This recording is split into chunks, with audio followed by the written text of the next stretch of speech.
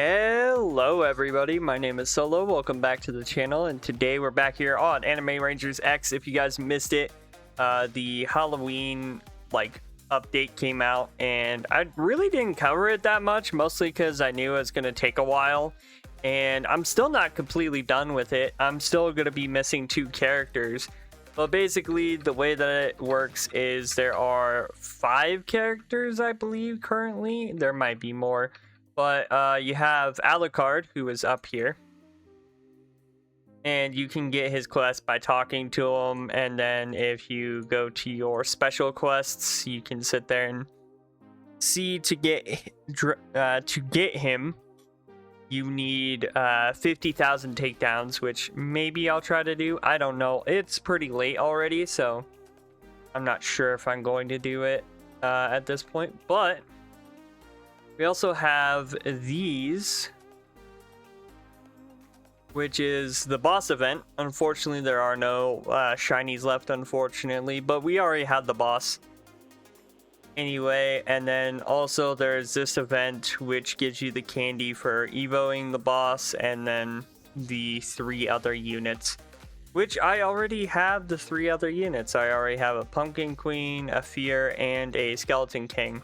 Now, let's take a look at the units that we have already from the update. So firstly, this is the team I've been running. I just barely got the Dark Ranger ability on this character, so pretty interesting. I think my next goal is to get Beyonder on Crimson Owl. So anyway, but to just take a look, this is Pumpkin Queen, and there's no passive there on, I think, any of them, like base, so there's no passives whatsoever. We already bought the items we're gonna need for the next step, but basically you come in here with however much candy you have, and for Pumpkin Queen you need the pumpkin, the Skeleton King you need the skull guitar, and for the Fear you need the Volt Ring. I'm not sure what the time which shield is needed for, or the ruler, or Dracula hat. The time clock is used for the boss character, so yeah. Anyway, now that we have that all situated, again, I'm in a realm by myself, so I'm just gonna go ahead and walk up here, and we're gonna go ahead and just grab some characters to evolve. So here's Pumpkin Queen, wabam. Now we have Pumpkin Queen Explosive. I already did a check to make sure that there wasn't any shinies for these guys, and there's not, unfortunately, so you only get the base version. I believe there is a shiny version of Alucard, if I'm not mistaken, and then of course the boss, but the boss character already has lost all the availability of the shiny. So anyway, the Fear Volt Ring, here you go. And then finally we have Skeleton King, which is Skull Guitar, Skeleton King, wabam. And there we go. So we have all those guys evoed. Now that we have all of them evoed and whatnot, I'm gonna go through and actually lock all of those, because I want to go through and actually get rid of the extras that I have, because when you run through all of this, right, you get quite a few extras. So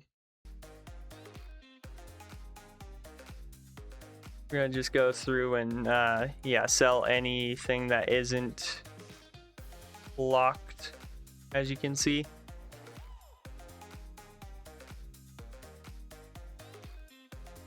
There we are, and then do the same thing with this guy. We're gonna sell him, wabam. All right, let's take a look. So his passive is passive 1, Yomi Resonance. Grants all allies in range plus 25% damage buff. This buff increases by 5% per unit in range, being buffed 35%, which is the cap for the buff. So it only goes up like if you have 3 in range. And then passive 2, Guitar Boost, gives units in range additional buffs based on their current stats. If a unit has 5 plus speed, increase its speed by 25 and HP by 15%. If it has less than that, increase its damage in range by 15%. That's not really great, I'm gonna be honest. In terms of actual like character passives. Then we of course have our Pumpkin Queen. Okay, so Pumpkin Queen has passive 1, 9 lives. Blair begins the battle with 9 KO protections. Each time one is consumed, she throws pumpkins at 2 random enemies in range, dealing 150 of her percent of her damage instantly. Passive 2 is Cat Witch Magic. Every time Blair loses a KO protection, her pumpkin damage permanently increases by 10% up to the 50% cap. This bonus persists after death and continues to stack for the rest of the match. You can't say continues to stack for the rest of the match and then have the 50% cap in place. Because it says every time she loses a KO protection, meaning literally halfway through the 9 protections, she's already at cap. So it persisting through death is cool, but saying that it continues to stack just kind of makes no sense unless the instances being different makes any difference. But yeah, that kind of makes 0 sense, I'm gonna be honest. And then finally, we're gonna look at the Fear. So passive 1, the Fear. Enemies within, not even gonna try to pronounce that name, range, are afflicted by paralysis, taking 15% of damage every second. This effect is permanent while enemies remain in range. Okay. Crippled Sanity. Enemies that remain within character's range for more than 10 seconds suffer crippled sanity, reducing their evade by 50% permanently while affected. Okay, so this guy requires just like high range, right? So I'm gonna go over why I'm a bit disappointed in some parts of this game currently.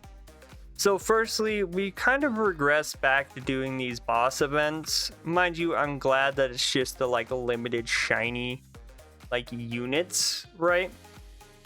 But the issue is we have a boss event, right? Then on top of that, we have Fright Fest. And then on top of that, we have Alucard. Now, Alucard is going to be your chase. So like, for example, if I just want to sit there and be like, okay, I'm just going to, do whatever, but I want to do, like, I want to, get Alucard, I would just go into infinite mode because it's easier to get, knockouts in infinite mode than it is to, do Fright Fest like a bajillion times, right?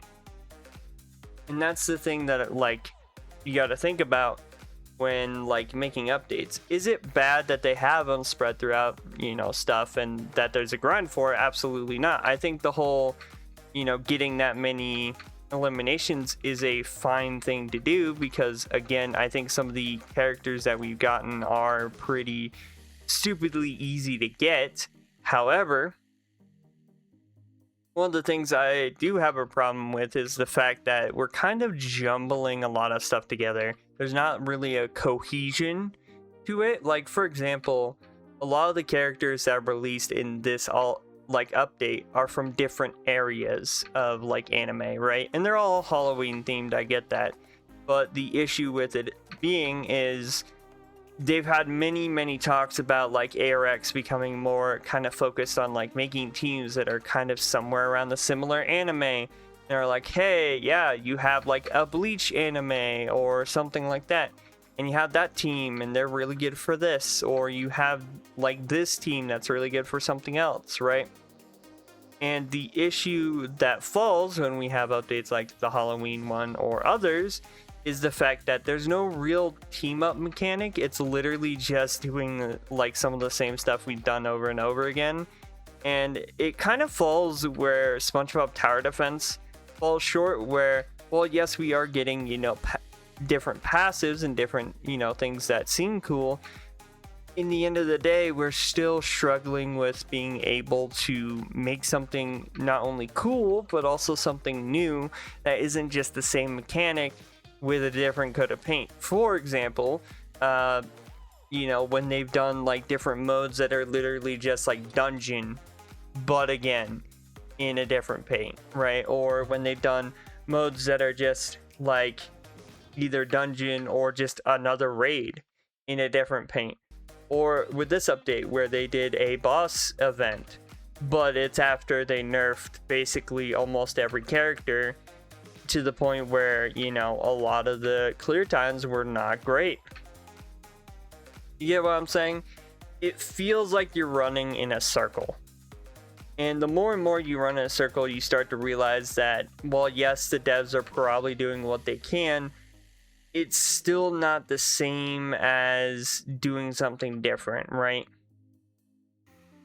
And it's just one of those things that, while yes, it's cool to have certain characters in the game like Alucard and everything else, the game is struggling because, again, a lot of these characters that people grinded for, like Gappy or, you know, Aizen, or someone like, you know, Gohan, are just useless, right? I mean, I don't even think I think I used Gohan maybe a few, like, I could probably count like the amount of times I use Gohan on a single hand, maybe even with like 2 fingers.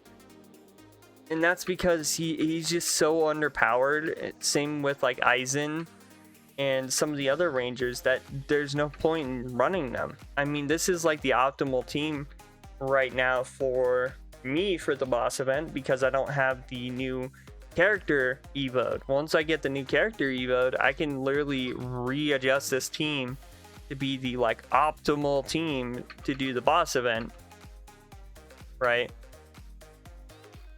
But it's just one of those things of like, how do you switch up a game like this? And to be honest with you, it's really just in the scaling of the units, right?